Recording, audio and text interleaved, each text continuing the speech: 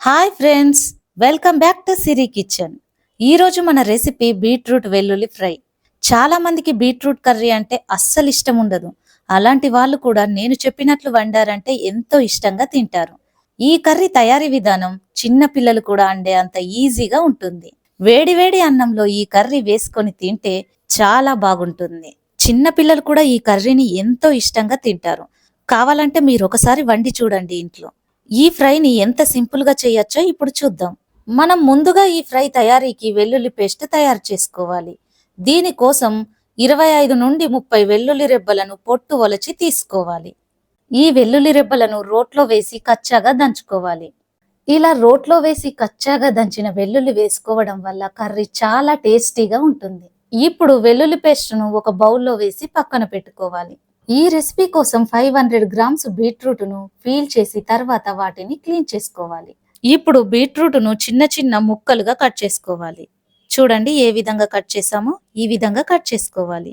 ఇప్పుడు ఈ ముక్కలను పక్కన పెట్టుకొని మనం కర్రీ ప్రాసెస్ స్టార్ట్ చేద్దాం. ఇప్పుడు స్టవ్ ఆన్ చేసి స్టవ్ పైన ఒక ప్యాన్ పెట్టుకోవాలి. ప్యాన్ కొంచెం వేడెక్కిన తర్వాత 5 to 6 టేబుల్ స్పూన్స్ ఆయిల్ వేసుకోవాలి. ఆయిల్ కొంచెం వేడెక్కాలి. ఆయిల్ కొంచెం వేడెక్కిన తర్వాత 1/2 టీ స్పూన్ జీలకర్ర ఆవాలను వేసుకోవాలి. జీలకర్ర ఆవాలు కొంచెం వేగిన తర్వాత 4 పచ్చిమిర్చిని ఇలా ముక్కలుగా కట్ చేసి వేసుకోవాలి. అదే విధంగా 2 రెబ్బల కరివేపాకును కూడా వేసుకోవాలి.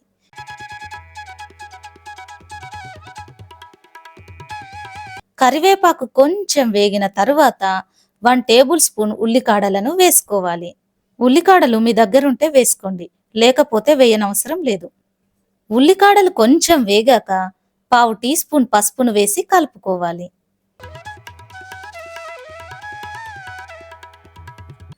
ఇవి మంచిగా వేగాక మనం ముందుగా కట్ చేసి పెట్టుకున్నాం కదా బీట్రూట్ ముక్కలు, అవి ఇందులో వేసి మంచిగా కలుపుకోవాలి.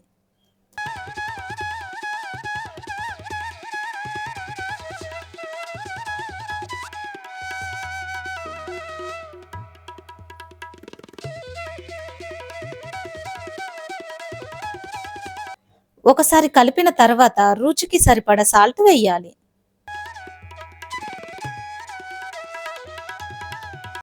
బీట్రూట్ను మంచిగా ఫ్రై చేసుకోవాలి.